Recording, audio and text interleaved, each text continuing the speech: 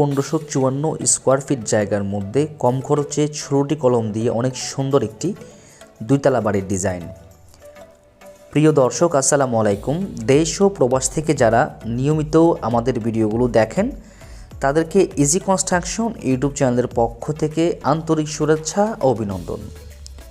বন্ধুরা, আশা করছি অনেক ভালো আছেন, আমিও আপনাদের দোয়ায় অনেক ভালো আছি। তো বরাবরের মতো আজকেও আপনাদের মাঝে নতুন আরও একটি বাড়ির ড্রয়িং ডিজাইন নিয়ে হাজির হয়ে গেছি। তো আজকের ভিডিও টপিকটা হলো কিভাবে আপনারা গ্রামের বাড়িতে কম খরচে 16টি কলম দিয়ে দুইতলা ফাউন্ডেশন দিয়ে দুইতলা কমপ্লিট করবেন। তো বন্ধুরা, এই বাড়িটির ভিতরে বাইরে কিভাবে কি রাখা হয়েছে, কোনটা সাইজ কত রাখা হয়েছে, এই বাড়িটির এতটুকু কাজ করতে এখন পর্যন্ত কত টাকা খরচ হয়েছে এবং পুরোপুরি কমপ্লিট করতে কত টাকা যাবে এবং কতটুকু জায়গার প্রয়োজন হবে তা নিয়ে বিস্তারিত বিষয় আলোচনা করব আজকের এই ভিডিওতে। তো আপনাদের যদি হাতে সময় থাকে তাহলে চেষ্টা করবেন সম্পূর্ণ ভিডিওটি দেখতে। এবং আমি আজকের ভিডিওটা অনেক সুন্দরভাবে একটু বড় করে সাজিয়েছি, যদিও 10 মিনিটের মতো হবে, 10 মিনিট প্লাস। তো অবশ্যই চেষ্টা করবেন আপনারা সম্পূর্ণ ভিডিওটি দেখতে। আমি এই সম্পূর্ণ বাড়িটিরই একটা ধারণা দেওয়ার চেষ্টা করব খরচের হিসাব সহ সব মিলে। তা আশা করছি যে বর্তমান সময়ে যারা বাড়ি করবেন ভাবছেন বা দুইতলা ফাউন্ডেশন দিয়ে দুইতলা কমপ্লিট করবেন ভাবছেন, তারা চাইলে একদম সম্পূর্ণ স্কিপ না করে দেখতে পারেন, যাতে করে আপনারা বর্তমান সময়ে বাড়ি করলে আপনারা কিভাবে কি রাখবেন তার একটি আইডিয়া বা ধারণা নিতে পারবেন, বা কত টাকা বাজেট নিয়ে নামলে আপনি বর্তমান সময়ে এরকম একটি বাড়ি করতে পারবেন। তো বন্ধুরা, এই বাড়িটির দৈর্ঘ্য রাখা হয়েছে 42 ফিট, প্রস্থ রাখা হয়েছে 37 ফিট, টোটালি 1554 স্কোয়ার ফিট জায়গার মধ্যে এই সম্পূর্ণ বাড়িটিকে করা হয়েছে। তো আপনারা চাইলে আরও অল্প জায়গার মধ্যে সেমভাবে সেম ডিজাইনটি করে নিতে পারেন।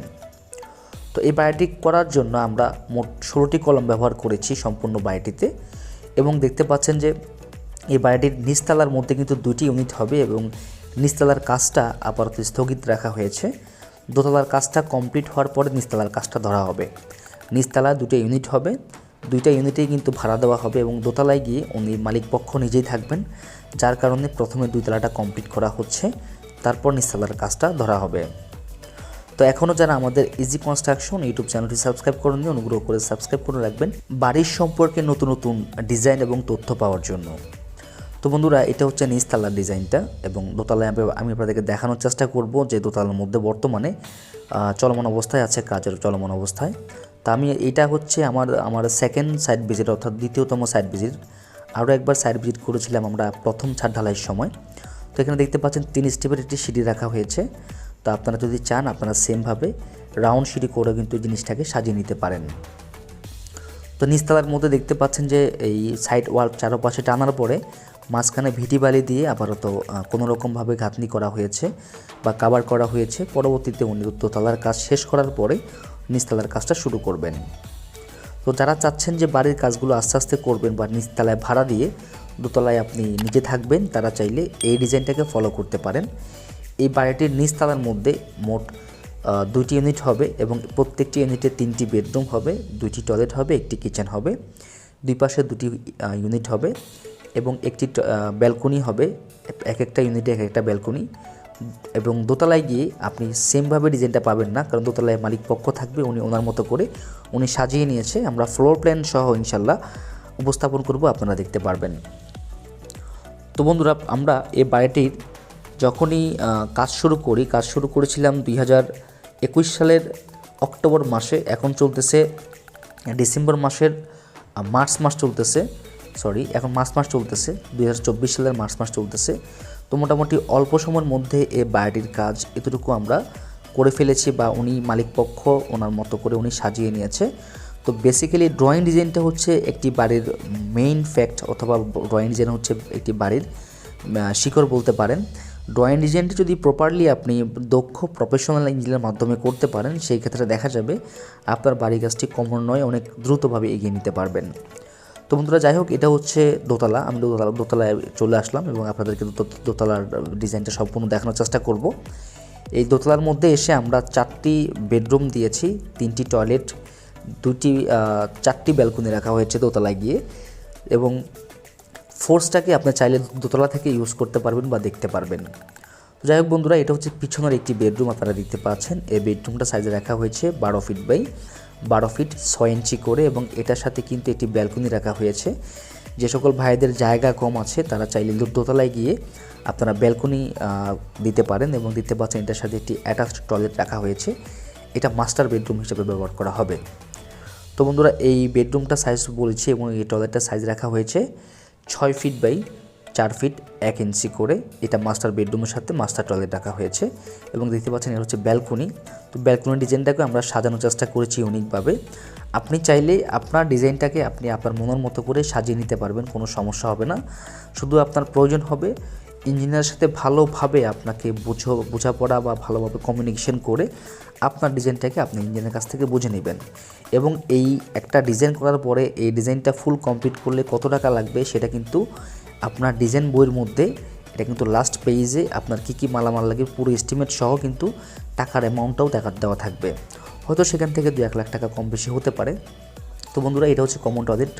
তারপর এটা হচ্ছে আরও একটা বেডরুম, এটা সামনের একটি বেডরুম। এটা কিন্তু আপনার এই বেডরুমটা সাইজে রাখা হয়েছে 12 ফিট বাই 13 ফিট করে, এবং এটার সাথে কিন্তু একটি ব্যালকনি আছে, এবং এই ব্যালকনি থেকে কিন্তু আপনি চাইলে ফোর্সের ডিজাইনটাকে অনেক সুন্দরভাবে দেখতে পারবেন।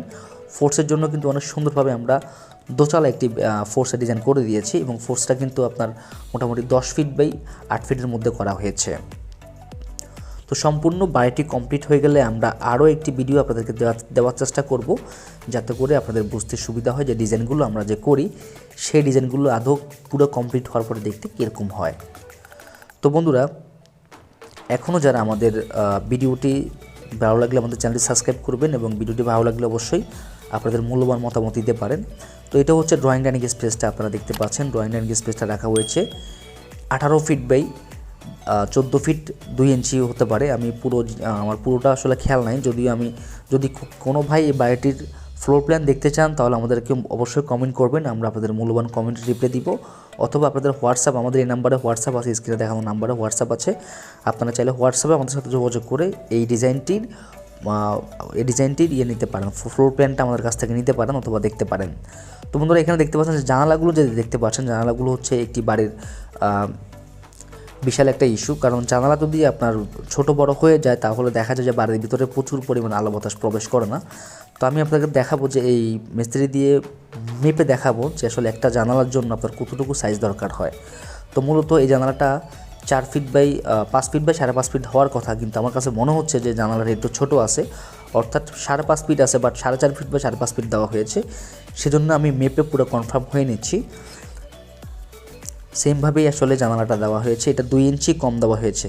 তো অবশ্যই মিস্ত্রি কাজ করার সময় চেষ্টা করবেন আপনি একজন ফোরম্যানকে রাখার জন্য অথবা আপনি নিজে থাকার জন্য। অনেক সময় দেখা যায় যে মিস্ত্রিটা ভুল করে ফেলে, কাজে ভুল করলে কিন্তু দেখা যাবে যে আপনার এত টাকার স্বপ্নর বাড়িটা কিছুর ভুলের জন্য কিন্তু আপনার টাকাটা নষ্ট হতে পারে, সেদিকে অবশ্যই খেয়াল রাখবেন। তো বন্ধুরা, আপনি দেখতে পাচ্ছেন যে এপাশে একটি কমন টয়লেট রাখা হয়েছে, এবং এপাশে দেখতে পাচ্ছেন 3 স্টেপের একটা শেলফ রাখা হয়েছে। আপনারা চাইলে এভাবে শেলফ দিতে পারেন যাতে করে সেখানে অনেক কিছু রাখতে পারেন।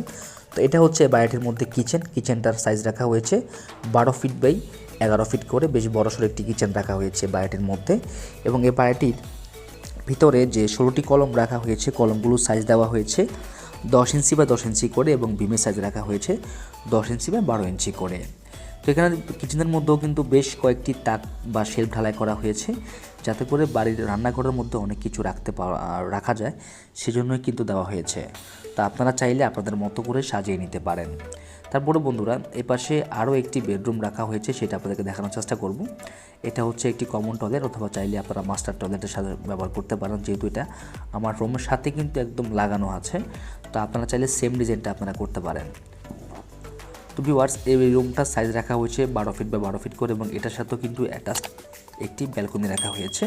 তো ব্যালকনির ডিজাইনটা আপনারা দেখতেই পাচ্ছেন, অনেক সুন্দর করে আমরা সাজানোর চেষ্টা করেছি।